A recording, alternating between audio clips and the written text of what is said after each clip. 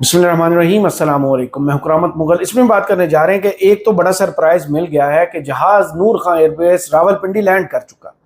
और 24 घंटे में ये दूसरी मरतबा लैंड कर रहा है और यहाँ पर मुलाकातों का सिलसिला एक शुरू हुआ, जिसके बाद जितने भी समझदार और तजिया निकार हैं उनके अंदाजे अब गलत साबित हो रहे हैं कि ईरान जो अकेला मुश्किल तरीन रास्ते पर चल रहा था, उसने इस रास्ते पर पाकिस्तान, ओमान, कतर, सऊदी अरब और रूस को मिला लिया। कितना बड़ा ये चेंज आने वाला है खत्ते में इस एक दो जिसे कहते हैं ना, दो मुल्कों के दरमियान होने वाले दौरे के बाद। अभी तो पाकिस्तान में 2 दफ़ा अब्बास अरागची आए हैं और ओमान का दौरा, और इसके बाद अगला पड़ाव उनका मास्को में है। लेकिन उससे पहले जो खत्ते से खबरें आ रही हैं, एक्सियस ने एक बहुत बड़ा दावा किया कि जनाब यूएई को बचाने के लिए इसराइल ने सरदड़ की बाजी लगाई और दुनिया का महंगा तरीन और अपनी तरफ से महफूज तरीन समझा जाने वाला दिफाई निज़ाम जो है आयरन डोम, वो खुद जाकर यूएई में लगाया, क्योंकि ख़तरा था कि जिस तरह ईरान के जिस तरह मिसाइल और ड्रोन यूएई को निशाना बना रहे थे, उससे बचाने के लिए अमलन कदम रखा गया। अब इस इंकशाफ के बाद यूएई से तो कोई रद्द अमल सामने नहीं आया, लेकिन जो खबरें इस्लामाबाद से आ रही हैं, जो खबरें ओमान से आई हैं, और इसके बाद जो मास्को के दौरे के हवाले से अंदाजे लगाए जा रहे हैं, इन सारे डाट्स को कनेक्ट करते हैं और आपके सामने मुकम्मल तफसीर रखते हैं। लेकिन उससे पहले इस्लामाबाद को फिर बंद कर दिया गया। हामिद मीर साहब का एक ट्वीट में देख रहा था, मेरी नज़र से गुजरा, क्योंकि सरकारी तौर पर तो ये ऐलान किया गया कि तमाम रास्ते खोल दिए गए हैं,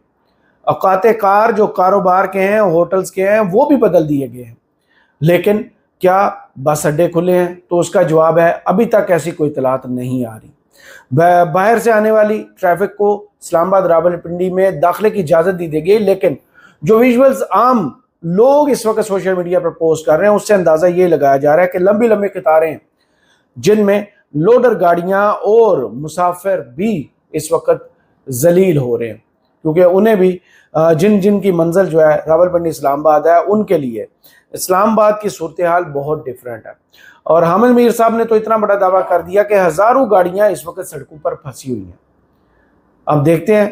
कि जो मेहमान इस्लामाबाद में मौजूद है, रावलपिंडी के नूर खां एयरबेस पर मौजूद है, वो आज ही वापस रवाना हो जाएंगे या फिर उनका पड़ाव बढ़ेगा। क्योंकि इस वक्त जो मुलाकात जारी है उसकी तफसील रखने से पहले अगर आपने चैनल को अभी तक सब्सक्राइब नहीं किया तो सब्सक्राइब कर दीजिए। जिनके पास चैनल मेंबरशिप और सुपर गिफ्ट्स का ऑप्शन आ रहा है, इस्तेमाल कीजिए, चैनल को सपोर्ट कीजिए। नूर खां एयरबेस पर जनाब दूसरी मरतबा तैयारा लैंड किया है अब्बास अरागची साहब का, और तकरीबन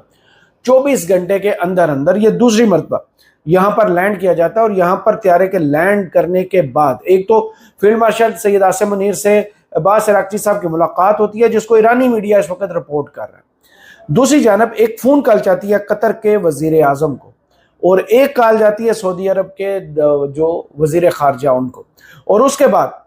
जो मुलाकात ओमान में हुई, वहाँ से जो खबर निकल कर आती है, अगर उस खबर की तफसील में जाए तो ईरान ने सीधी साधी ठान लिया है कि पूरे खत्ते से अब अमरीकी पड़ाव ख़त्म। अमरीका की इस खत्ते में मौजूदगी जो है वो ख़तरनाक है, उसको ख़त्म कराना है और उसको पाक करना है, और न सिर्फ पाक करना है बल्कि इसको महफूज भी बनाना है। हालांकि इस जंग में जब 28 फरवरी की रात को ईरान पर हमला हुआ तो ईरान ने 24 घंटे के अंदर अंदर 6 से ज़ायद ममालिक पर हमला कर दिया था। जहाँ जहाँ से ईरान पर हमला हुआ था, सऊदी अरब हो, कतर हो, बहरीन हो, कुवैत हो या फिर यूएई हो, हर जगह पर निशाने बांध बांध के उन्होंने अपने टारगेट से अचीव किए। यही वजह है जिसके बाद यूएई इस जंग में बड़ा खुलकर सामने आया। लेकिन कुछ दिन पहले यूएई के नायब जो सदर है, उनकी फ़ोन पर बात होती है ईरानी हुकाम से, और एक खबर सामने आती है कि एक स्कूल खोला जाएगा ईरान की जानिब से यूएई के अंदर। तो लोग यही अंदाज़े लगा रहे थे कि शायद बर्फ़ पिघल गई है, अब जितना नुकसान हुआ था उसको भूल जाएं, जंग की जितनी तल्ख यादें हैं उनको ज़हन से निकाल दीजिए, अब मुस्तकबिल बड़ा महफूज होगा। और इस खत्ते में शायद ईरान जो है वो लीड करना शुरू हो गया। हालांकि डिप्लोमेसी के मैदान में पाकिस्तान इस वक्त पूरे खत्ते को लीड कर रहा है, लेकिन अब्बास अरागची साहब ने जो ओमान के सुल्तान से मुलाकात की और उसके बाद जो खबर सरकारी तौर पर जारी की गई, वो काफ़ी जैसे कहते हैं ना, मानी खेज है। ईरानी वज़ीर ख़ारजा की ओमान के सुल्तान से मुलाकात इलाक़ाई ममालिक को अमरीकी मुदाखलत से आज़ाद मुश्तरका सिक्योरिटी निज़ाम तश्कील देने पर जोर। ओमान में मुलाकात होती है, پاکستان میں ملاقات ہوتی ہے، قطر میں فون پر بات ہوتی ہے، سعودی عرب کو اعتماد میں لیا جاتا ہے، اور اس کے بعد ایک ایسا ملک بچ جاتا ہے جس کا نام ہے متحدہ عرب امارات۔ اس کے بارے میں آج ایک امریکی ایکسیس ویب سائٹ جو ہے وہ بہت بڑا دعویٰ کرتی ہے۔ ان خبروں کی تفصیل باری باری دیکھ لیتے ہیں۔ پہلے رکھ لیتے ہیں آپ کے سامنے تفصیل جو ہے ایکسیس کی رپورٹ کی، جس سے آپ کو منظرنامہ کافی واضح ہوتا نظر آئے گا۔ اسرائیل نے ایران جنگ کے دوران پہلی بار آئرن ڈوم UAE میں تعینات کیا، جہاں اسے چلانے کے لیے فوجی اہلکار بھی بھیجے گئے۔ ایکسیس کی رپورٹ کے مطابق اس پیش رفت سے اسرائیل اور UAE کے درمیان دفاعی، سیکیورٹی اور انٹیلیجنس تعاون نئی بلندیوں تک پہنچ گیا۔ ذرائع کے مطابق جنگ کے آغاز سے ہی UAE کی ایران کی جانب سے شدید حملوں کی زد میں رہا، جہاں سینکڑوں بیلسٹک اور کروز میزائلوں کے ساتھ ہزاروں ڈرونز فائر کیے گئے۔ بیشتر حملے ناکام بنا دیے گئے، تاہم کچھ اہداف کو نقصان بھی پہنچا۔ رپورٹ میں کہا گیا ہے کہ مسلسل حملوں کے باعث UAE کے دفاعی ذخائر کم ہو گئے تھے، جس کے بعد اسرائیلی وزیر اعظم نے اسرائیلی فورسز کو آئرن ڈوم بیٹری اور درجنوں انٹرسیپٹرز بھیجنے کا حکم دیا۔ اسرائیلی حکام کے مطابق یہ پہلا موقع تھا کہ آئرن ڈوم سسٹم کسی دوسرے ملک میں تعینات کیا گیا، جب یہ UAE امریکہ اور اسرائیل کے بعد پہلا ملک بنا جہاں پر نظام استعمال ہوا۔ تو اب آپ کو اس ملاقات یا اس بڑی بیٹھک کی باز گشت کانوں میں سنائی دے گی، وہ جو ریاض میں ہوئی تھی، جس میں پاکستان بھی شریک تھا اور بہت سے دوسرے ممالک کے وزراء خارجہ موجود تھے، جہاں پر UAE نے جو اعلامیہ ہے اس میں اسرائیل کی مذمت والا پہلو نکالنے کا کہہ دیا تھا کہ یہ نہیں کی جائے گی۔ پاکستان کے انٹرونشن کے بعد اسرائیل کی مذمت اس اعلامیہ میں کا حصہ بنی تھی، اور دوسرا اسی کے بارے میں یہ دعویٰ کیا جاتا ہے کہ UAE نے وہاں پر ایران کے اوپر جو نیوکلیر حملہ ہے اس کی حمایت کی تھی اور آپشن دیا تھا، اور لوگوں نے اس تجویز کو رد کر دیا تھا۔ اب UAE کہاں تک اس دشمنی میں آگے جا چکا ہے، یا پھر وہ جو نائب صدر کی کال گئی تھی اس کے بعد معاملات ٹھنڈے پڑ چکے ہیں۔ لیکن اس وقت اس خبر کے بعد سوچنے پر لوگ مجبور ہو چکے ہیں کہ اسرائیل اور UAE کے درمیان کس حد تک تعاون جنگ کے دوران بڑھا ہوا تھا کہ آئرن ڈوم جو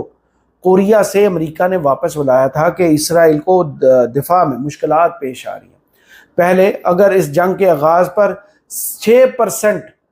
جو ایرانی میزائل تھے وہ ٹارگٹ کر رہے تھے، تو جنگ کے بڑھتے بڑھتے 40 دن کے اندر 27% ایرانی میزائل جو ہیں وہ گراؤنڈ پر جا کر امپیکٹ کریٹ کر رہے تھے۔ یعنی دفاعی نظام اسرائیل کا اتنا کمزور ہو چکا تھا، وہ اسرائیل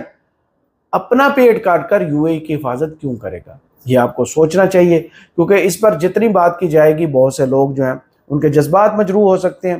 ان کو یہ بھی ہو سکتا ہے کہ شاید UAE کے خلاف کو کیمپین ہے۔ بھائی ایسی کوئی بات نہیں، یہ وہ خبریں ہیں جو امریکی میڈیا رپورٹ کر رہا ہے، اور ماضی میں بہت سی چیزیں ثبوت کے طور پر سامنے پڑی ہوئی ہیں جنہیں دیکھنا کوئی مشکل کام نہیں ہے۔ لیکن ایران نے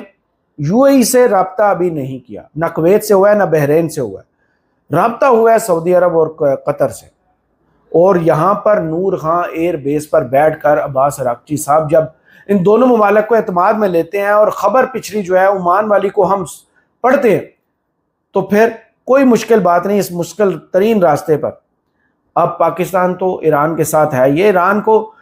جتنی بھی ڈپلومیسی کے محاذ پر پاکستان سپورٹ کر سکتا تھا وہ کیا گیا، اور بڑی مشکل سے بیلنس کیا گیا سعودی عرب اور ایران کے درمیان تعلقات میں۔ ہو سکتا ہے ان تعلقات میں اتار چڑھاؤ آ جاتا ہے، لیکن ابھی تک جتنی بھی ڈیولپمنٹس ہوئی ہیں اس میں پاکستان نے اپنے آپ کو کافی حد تک بیلنس رکھا ہے۔ سعودی عرب کے ساتھ بھی تعلقات اور ایران کے ساتھ تعلقات میں بھی ہماری برابری بالکل حق بجانب ہے۔ اب یہاں پر ملاقاتیں جو فیلڈ مارشل صاحب سے ہوئی ہیں، اور فیلڈ مارشل صاحب سے ملاقات کے بعد اب عباس اراغچی صاحب کے بارے میں یہی خبریں سامنے آ رہی ہیں کہ بہت جلد ان کا طیارہ پرواز بھرے گا اور وہ چلا جائے گا ماسکو والا سفر جو ہے وہ عباس اراغچی صاحب کے لیے بڑا سود مند ثابت ہو سکتا ہے، لیکن امریکہ کو سب سے بڑا خطرہ یہیں سے شروع ہوتا ہے، کیونکہ پہلے چین پر الزامات امریکہ نے لگائے کہ وہ دفاعی نظام اس کو دے رہا ہے، پھر جاسوسی کا الزام جناب روس پر لگا کہ وہ اس جنگ میں جاسوسی کے فرائض سر انجام دے رہا ہے، اور اس کے بعد یہ خبر آنا کہ ایران کے فزودہ یورینیم جو ہے وہ روس کے حوالے کی جا سکتی ہے، تو ان کا یہ دورہ اس سے بھی زیادہ اہمیت اختیار کر جاتا ہے، کیونکہ اب ڈونلڈ ٹرمپ کا لیٹسٹ جو بیان فاکس نیوز کے ساتھ سامنے آیا ان کے حملے کے بعد، صورتحال نارمل ہونے کے بعد، ایک تو انہوں نے وائٹ ہاؤس میں بال روم کی تعمیر کے لیے جو ان کے گلے کا کانٹا بنا ہوا ہے نا بال روم، جس پر امریکی میڈیا بہت سی خبریں رپورٹ کر رہا ہے۔ $40 کروڑ کا یہ بال روم تیار کرنے کے لیے آج ہی اس حملے کے فوراً بعد ڈونلڈ ٹرمپ جب میڈیا کے سامنے یہ آپشن رکھتے ہیں تو لوگ سوالات اٹھانا شروع کر دیتے ہیں کہ بھائی فوراً ہی 40 کروڑ آپ اکٹھ نہ کریں، اب لوگوں کو جمع نہ کریں، جو محفوظ ترین جگہ ہے وہاں پر جمع کر لیں۔ اور دوسرا، اس سیاسی گین حاصل کرنے کے لیے بھی لوگ اب یہ دعوے کر رہے ہیں کہ مڈ ٹرم الیکشنز کے لیے بھی یہ حملہ سیٹ اپ تھا، یہ اسٹیج کیا گیا ہے۔ اس کی تفصیلات تو جب تحقیقات ہوگی سامنے آئی جائیں گی، ابھی تو تجزیے ہی ہو رہے ہیں۔ لیکن دوسری جانب جو فاکس نیوز سے گفتگو کی گئی ہے، ڈونلڈ ٹرمپ نے سیدھا کہہ دیا کہ اب ہمارا کوئی وفد بھی پاکستان نہیں جائے گا، ہم وفود کا جو مذاکرات کی ٹیبل پر آمنے سامنے بیٹھنے والا سین ہے نا وہ نہیں کریں گے۔ اب ہم اگر ایران سے ہم مذاکرات کریں گے، بات کریں گے تو ہمارا فون پڑا ہے، ایران ہمیں کال کر سکتا ہے اور فون پر ہی بات ہوگی، اب سفر نہیں کیا جائے گا۔ تو اس کے بعد تجزیہ کار تو یہی سمجھ رہے ہیں کہ ڈونلڈ ٹرمپ نے اب جو ذہن میں ایک تصویر بنا لی ہے وہ کیسے دھندلی پڑے گی۔ اب ڈونلڈ ٹرمپ کے ایک بیان کا تجزیہ تھوڑا سا ہم بھی کر لیتے ہیں۔ کہتے ہیں کہ ایران جنگ بہت جلد ختم ہو جائے گی اور اس پر ہم فتح حاصل کر لیں گے۔ یہ وہ بیان تھا جس کا بہت سے لوگ انتظار کر رہے تھے کہ شاید ڈونلڈ ٹرمپ ایک وکٹری سپیچ کریں گے اور اس کے بعد یہ جنگ اپنے انجام کو پہنچے گی۔ جو ٹارگٹس حاصل کرنا چاہتے تھے وہ تو نہیں کیا، لیکن بھیگی بلی کی طرح اب کھمبا نوچے جا رہے ہیں کہ وہاں ہم نے جناب رجیم چینج بھی کر دیا، ہارڈ لائنر سائڈ پہ ہو گئے ہیں، جو سیانے لوگ ہیں، جو عقل مند ہیں، جو سافٹ لوگ ہیں وہ سامنے آ گئے ہیں اور وہ ہم سے بات چیت کر رہے ہیں۔ انہوں نے بہت اچھی ہمیں ڈیل آفر کی ہے اور اس ڈیل پر سوچ بچار جاری ہے، اس پر آگے کیسے چلنا ہے وہ تو وقت بتائے گا، کیونکہ ڈونلڈ ٹرمپ کے بیانات تو آپ کو پتہ ہے دھڑا دھڑ آتے ہیں اور وہ گڑگڑ کی طرح رنگ بھی بدلتے ہیں۔ ان کے بیانات کے اندر پہلے بیان سے دوسرے بیان کی نفی بھی ہو جاتی ہے۔ ابھی کچھ دیر پہلے جو انہوں نے ٹویٹ کیا، مشکل ترین دنوں کے درمیان جو ان پر حملہ ہوتا ہے اور حملے کے بعد جو رد عمل اب سامنے آتا ہے، اس کے اندر وہ ڈونلڈ ٹرمپ کہہ رہے ہیں کہ گزشتہ رات کو جو کچھ ہوا اس کے پیچھے کامیابی ہے ہماری ملٹری کی، سیکرٹ سروسز کی اور لا انفورسمنٹ ایجنسیز کی، لیکن کچھ مختلف جو ہے وہ پچھلے 150 سال میں امریکی صدور کے ساتھ دیکھنے میں آیا کہ ہمیشہ ایک لارج سیف اور سیکیور بال روم جو ہے وہ آن گراؤنڈ ہونا چاہیے، اسے بلڈ کرنا چاہیے، جس کے لیے $40 کروڑ لگیں گے اور اس کے اوپر کمرے نہیں بنیں گے اور وہاں پر انٹری کے لیے بڑا سیکیورٹی کا منظم انتظام کیا جائے گا اور خاص طور پر انٹری کے لیے جو پاس جاری کیے جائیں گے اس کا نظام بھی بڑا سخت کیا جائے گا۔ اب سوچنے والے تو اس سوچ میں گم ہیں کہ پچھلا حملہ جو ہوا ہے وہ کیسے ہو گیا اور وہ اتنی سیکیور جگہ پر حملہ آور داخل کیسے ہوا، یہ اتنا بڑا سیکیورٹی لیبس کیسے ہوا، اور اس سے پہلے کیرولین لیوٹ کا وہ بیان کہ آج رات جو فائرنگ کی آپ آواز سنیں گے وہ مزاج جو ہے حقیقت کیسے بنا۔ بہت سے سوالات اپنی جگہ پر موجود ہیں کہ اس سے سیاسی گین کیا حاصل کیا گیا۔ وہ شخص جو آبنائے ہرمز کو سیکیور کرنے چلا تھا، جس پر قبضے کی ٹھان کر بیٹھا ہوا تھا، وہ شخص تو وائٹ ہاؤس کو سیکیور نہیں کر پا رہا، اس کو ہی حفاظت میں ناکام ہوا ہے، وہ امریکہ کو کیسے محفوظ بنائے گا۔ اب دیکھنا یہ ہے کہ یہ جو بیٹھک اسلام آباد میں یا بلکہ نورہاں ایئر بیس راولپنڈی میں ہو رہی ہے، ان ملاقاتوں کا نتیجہ اور خبر کیا سامنے آتی ہے۔ کیا ایک بہت بڑا اتحاد اس خطے میں بننے جا رہا ہے؟ اس میں امریکہ کے مفادات کو کون کون سا ایسا ملک ہے جو ڈنکے کی چوٹ پر نقصان پہنچا سکتا ہے اور ان کے سامنے کھڑا ہو سکتا ہے؟ روس اور چین ایران کے ساتھ اس اتحاد میں تو موجود ہے، کیا قطر، سعودی عرب، پاکستان اتنی جرأت کر سکتا ہے؟ تو اس کا جواب ہے نہیں، بہت مشکل کام ہے، کیونکہ ایران اگر اپنی ڈیمانڈز کو پورا کرانے کے لیے اور امریکہ کو اپنے سامنے جھکانے کے لیے روس اور چین کے ساتھ کھڑا ہو سکتا ہے، اور فارن پالیسی کے محاذ پر جو پاکستان، روس، امریکہ اور ایران کے درمیان کروانے کے لیے ایک معاہدہ بیٹھا ہوا ہے، پھر منظرنامہ جو ہے وہ نظر کیسا آئے گا؟ اگر قطر، سعودی عرب، پاکستان، روس، چین ایک سائڈ پر ہوتے ہیں ایران کے ساتھ، تو پھر باقی بچنے والے خلیجی ممالک جو ہیں، جن میں UAE، بحرین اور کویت شامل ہیں، ان کا تو پٹاخہ بول جائے گا۔ لیکن خطے میں بڑھتی ہوئی فوجی طاقت، اور خبریں جو ایران سے آج بھی انہوں نے جو پریڈ کی ہے، فوجی پریڈ ایک ہوئی ہے وہاں پر، اس میں امریکہ کی تباہی کی نشانیاں انہوں نے ٹرکوں پر سجا کر لوگوں کو دکھائی ہیں، جس میں امریکہ کے جناب لیٹسٹ طیارے گرائے جو انہوں نے جنگی وہ رکھے ہوئے تھے، پھر ان کے جو دنیا کے نیوکلیر وار ہیڈ لے جانے کے علاوہ جو سب سے بڑا بم وہ دکھائے ہیں جو 32,000 پاؤنڈ کا ہے جناب، وہ جو زمین کے نیچے کہیں بھی 7-8 منزلیں بنائی ہوں تو اس کو تباہ کرنے کے لیے استعمال ہوتا ہے۔ اب انہوں نے وہ نمائش کر کے اور وہ جو بم جو ہے اپنے ہاتھ میں قبضے میں لے کر دنیا کو یہ دکھا دیا ہے